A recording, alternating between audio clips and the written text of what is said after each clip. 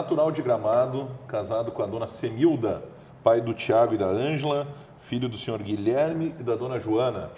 Ele é bancário, porque nunca se deixa de ser, né? É aposentado, mas sempre foi bancário. Conselheiro do Grêmio Futebol Porto Alegrense, foi diretor do Clube Esportivo Aimoré. E hoje teremos uma conversa de peso, para minha satisfação, com meu amigo Guido Spengler. Seja bem-vindo à Conversa de Peso. Boa tarde, Jair, uma satisfação nossa. Muito obrigado pelo convite. Estamos aí para conversar sobre a vida, sobre futebol. Só não vamos tocar muito em política, porque aí a coisa é pesada e eu tenho uns posicionamentos muito fortes, de repente te tiram do ar. Aí. Eu ia dizer, vai que a gente começa a falar, o Sérgio Moro nos espera ali na saída do estúdio. Aí, né? Não, mas a nossa esperança ainda era nos militares. Hoje começou uma notícia aí de que existem aposentadorias irregulares até nos militares. Isso, né? Então, não temos mais em quem acreditar. Triste temos isso, que né? refundar. Eu sempre digo que temos que chamar Pedro Álvares Cabral, redescobrir o Brasil e começar tudo do zero. Né? Olha, brincadeira. Que bobagem fez o Pedro Álvares Cabral, estava tão bem na mão dos índios. Exatamente. Sem comentários. Poxa, Guido, vivemos aquele período ali no Aimoré, onde eu tive a satisfação de te conhecer. Um momento importante para nós, sem dúvida. Que nem eu digo para o pessoal, já falei várias vezes na rádio, aqui na TV também, é algo que aquele ano da conquista, enfim, tudo que cedeu depois do acesso, né, é algo que eu vou levar para o resto da vida. Eu acho que todos que viveram aquele momento junto com o presidente Márcio Piccoli tem isso, né? É algo que para a cidade de São Leopoldo ficou marcado, porque, querendo ou não, hoje a gente vê nesse ano o Novo Hamburgo campeão gaúcho, que é outro fato inédito. Mas para o Aimoré nunca tinha conquistado um título. Única taça oficial. A única estrela no peito é daquele ano, né? É isso daquele marcado, ano, né, a única taça oficial de campeão que o Aimoré ganhou foi em 2012, que nós tivemos a oportunidade de ficar um ano lá trabalhando, tentar reorganizar o Aimoré, porque nos meus tempos de infância, porque tu leste aí que eu sou de Gramado. Isso, exato. Nasci em Gramado, depois fiquei alguns anos no interior da Nova Petrópolis, mas com 11 anos eu vim morar para São Leopoldo. Sim. E aí eu conheci o Aimoré, convivi com o Aimoré muito de perto. Com 16 para 17 anos eu tive a oportunidade de jogar no Aimoré, mas infelizmente diz não. Que o Froner, né? Carlos Froner. Pegou e disse, garoto, vai estudar que é melhor. Não, mas não foi bem assim. Não foi Com assim. 16, 17 anos o Froner era treinador, depois ele foi para o Grêmio e até me convidou para ir para o Grêmio. Né? Mas aí claro que deu problema. Não, mas aí deu problemas internos. Aí depois eu segui minha vida estudando e tal. Sim. E passei no concurso do Banco do Brasil, aí me mandaram para Santa Rosa. Aí fiquei lá, disse, vou voltar em seguida. Acabei ficando 14 anos lá. Casei lá, meus 2 filhos nasceram lá. Aí quando eu voltei para São Leopoldo, quem é o treinador do Aimoré? Carlos Froner. Aí fui lá conversar com ele e tal, né? E falei o que eu era agora e tal, né? E pedi se ele se lembrava ainda da época. Disse, meu filho, passou muita gente na minha época. Aí ele colocou a mão no meu ombro e dizia assim, meu filho, foi bom tu ter ido estudar. Acabou com a minha carreira de vez, né? O Guido tinha uma esperança de quem sabe ter uma chance ainda. Mas nem meu filho também tentei, coloquei na escolinha, mas não leva jeito. Não, tá certo. Mas tem o teu sobrinho, né, que é jogador, o Guilherme. Meu filho, nós conseguimos a cidadania italiana para ele. Olha só. Ele estava jogando na Espanha, no Lugo Deportivo. O Guilherme também passou pela Aimoré, para o pessoal que não lembra. Passou pela Aimoré, sim, passou pela Aimoré, ficou um bom tempo ali na Aimoré, jogou com o Arilson. E aí ele esteve na Espanha jogando, tinha até contrato, e aí o pai dele ficou muito doente, ainda está doente, e ele voltou, e acabou agora, dia 18 de julho, um mês atrás, ele devia ter se reapresentado lá e acabou não indo mais. Poxa, mas o presidente lá entendeu a situação e disse que na hora que resolveu o problema para ele voltar lá, porque ele tinha contrato. Importante. Então houve assim vamos dizer, não houve um rompimento de contrato, houve uma licença, vamos dizer assim, do contrato. Ele não está recebendo, mas também tem parte do contrato para cumprir. Só que vai ser muito difícil para ele, porque ele é filho único, né? Então, e o pai não tem esperança de voltar, de viver muitos anos, que está com câncer realmente internamente, tudo tomado, uma situação muito triste. E aí, o final de semana passada, eu estive lá, eu moro em Cascavel, eu estive lá e conversando, ele me disse, olha, se o pai chegar, enquanto o pai estiver assim, eu não vou.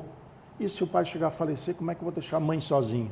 Então, praticamente, ele encerrou Poxa, é muito bom jogador. Né? Ele estava na segunda divisão da Espanha. Segunda divisão da Espanha, porra, é legal. O alemão, como o pessoal chamava, muito bom. Mas tomara que tudo se resolva, né, Guido? A vida, às vezes, traz umas surpresas boas também. Eu, quando estudava, nos meus anos de juventude, eu nunca pensei em ser bancário. De repente apareceu o concurso, vou fazer. Fiz, passei, fiquei quase 30 anos no banco. Justamente, Guido, voltando cronologicamente no tempo, tu nasceste em Gramado, viveste algum período lá? Não, eu nasci lá, em Gramado, só praticamente nasci lá, fui registrado lá, que o pai na época, o pai era agricultor, morreu como agricultor. Eu digo isso com muito orgulho, porque eu aprendi muito na agricultura hoje. Foi, coitado de nós se não existissem os agricultores. E aí vim no interior da Nova Petrópolis, mais especificamente em Pinhal Alto, e aí naquela época, eu queria estudar, e o pai tinha uma coisa: todos os meus filhos vão ficar pelo menos um ano interno no colégio, para aprender, principalmente o português, que lá só se falava alemão. Olha só. Né? Aprender português e aprender alguma coisa fora da família. A educação, cultura e tal, toda aquela coisa. Então, todos os meus, nós somos 12 irmãos. Poxa. Todos eles ficaram pelo menos um ano interno. Tanto as meninas como os guris, todos. Olha só, né? Então, eu gostei de São Leopoldo, e aí eu fui para o Colégio Cristo Rei, tentei ser padre, mas fui até o noviciado. Eu ia te perguntar isso, como é que começou a tua história com São Leopoldo? Foi assim, através do colégio interno? Foi através do colégio interno, aqui em São Leopoldo. Você tinha quantos anos? Eu tinha 11 anos. 11, pô, um garoto. Sim, era criança. Sim, uma criança. Aí eu fiz o ginásio, fiz o colegial, e aí eu fui para o noviciado em Pareci Novo. Olha só. E aí eu fiquei um ano no noviciado. Poderíamos ter o Padre Guido, então. Poderíamos ter, né? E aí no noviciado eu decidi, já tinha, naquela época, a minha turma era a última turma que usou patina. Depois não precisou mais usar patina, teve o Concílio Vaticano, o Papa João XXIII. Olha só. E aí não era mais obrigado a colocar patina. Né? E a nossa turma era a última turma. A minha patina estava prontinha. E aí eu resolvi sair. E aí comecei a minha vida, vou chamar, minha vida civil. Sim. Aí meu primeiro emprego foi lá no armazém de secos e molhados, que hoje é supermercado, né? Aí chegava o Jairo lá e dizia, eu quero 1 quilo de feijão. Pegava lá na tulha, pesava. Era tudo a granel, né? Era tudo normal. Fiquei pouco tempo aí, porque eu tinha uma base muito boa, e que os padres jesuítas são muito exigentes no estudo. Né? Então eu tinha uma base muito boa de ginásio e do colégio, e passei no concurso do banco em seguida. Aí eu fui trabalhar em Santa Rosa. Justamente você iniciaste no Banco do Brasil muito jovem, né? 21 anos. Exato. Poxa, entrando na fase adulta. Na época tinha que ter no mínimo, hoje também, no mínimo 18 anos, a não ser os menores estagiários que podem vir mais cedo, mas concursar tinha que ter 18 anos. E eu tinha 21. Poxa. E aí fiz toda a minha carreira no banco e nunca tinha pensado em ser bancário, né? Só que me apareceu o concurso na época e passei, né? E essa transferência para Santa Rosa, depois você disse que ficou 14 anos, não é? Não, mas aí faz o concurso, aí tu vai onde tem vaga, né? Correto. O banco te manda, né? Isso aí ele te direciona. No próprio edital, na época, hoje não sei se é a mesma coisa, na época dizia, né? Que tu tinha que ir para qualquer agência do Brasil onde tivesse vaga, você tinha, né? Lógico, aí você negociava alguma coisa e tal. E eu, felizmente ou infelizmente, sei lá, felizmente para mim, fui para Santa Rosa. Aí eu cheguei lá e digo, não, eu vou tomar posse e vou pedir para voltar. Só que na época tinha que ficar no mínimo 2 anos para poder fazer transferência. E nesses 2 anos eu conheci a Similda fora, e ela trabalhava na CE, e ela fez o concurso do banco e também passou. Olha só. E aí nós começamos a namorar, casamos, tivemos filhos. Que espetáculo. E quando o Tiago, o filho mais velho, fez 6 anos, eu digo, bom, vou ter que voltar, entre aspas, para a civilização, porque agora eu quero colocar o filho para estudar no colégio bom. Apesar que Santa Rosa tinha colégios bons tem colégios bons hoje. Poxa, e a cidade é uma cidade gostosa de morar. Eu gosto muito de Santa Rosa. Não sei como é que era antigamente, mas hoje eu já fui lá. É uma cidade pequena, mas hoje muito aprazível, né? Hoje tem entre 70 e 80 mil habitantes, né? Tá muito bem. Tem tudo, né? Que precisa, é uma cidade rica lá de soja, milho, trigo, agricultura. Tem grande indústria, né? Tem, muito forte lá.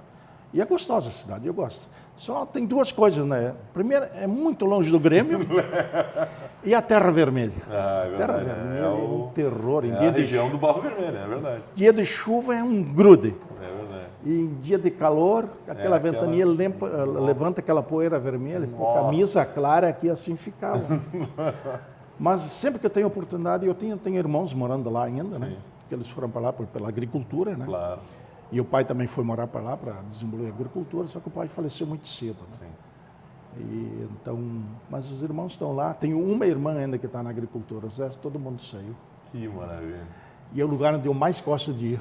É na casa dela, lá no interior de Santa Rosa. Muito Deve gostoso. ser tudo colonial. Tudo colonial. Eu sempre digo, lá do ouve o silêncio. É verdade. É impressionante. Tu sai um pouco dessa agitação, né? Eu vou lá, eu fico final de semana lá.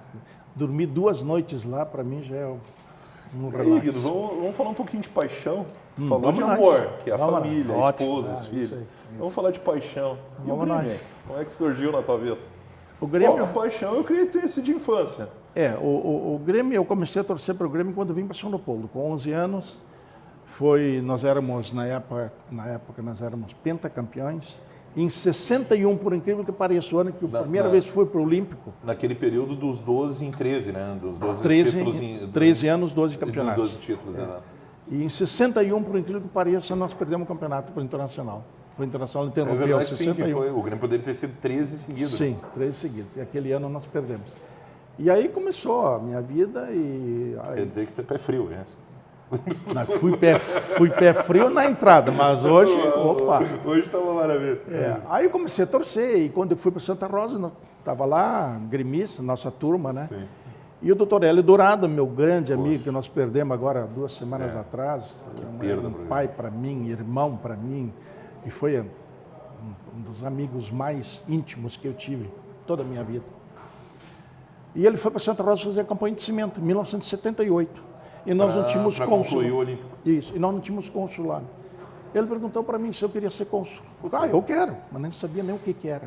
O que faz um cônsul e tal. Exato. Aí ele me nomeou, aí em seguida vim a Porto Alegre falar com o pessoal aí, o que é, o que tem que fazer e tal. Aí me deram as dicas lá e fui. Aí eu fui cônsul até 1997. Poxa. Eu fui 19 anos, quase 20 anos. Aí em 97 o Cacalo me nomeou diretor consular. Diretor, o chefe dos cônsulos de todo. Isso. E aí, Guido, depois do intervalo, tu vai contar toda essa ligação, esses anos como conselheiro do Grêmio, conquistas que tu vivenciou muito de perto. Claro, falar mais um pouquinho dessa ligação com a Aimoré, sem dúvida. O retorno para São Leopoldo, né? Hoje tu resides em Esteio, né? Esteio, mas enfim, sempre ligado aqui na região. Tudo isso depois do intervalo com o grande Guido Spengler. Lembrando, o Conversa de Peso sempre para Funny Feelings. Grande abraço ao Fabiano e a toda a equipe. Já voltamos.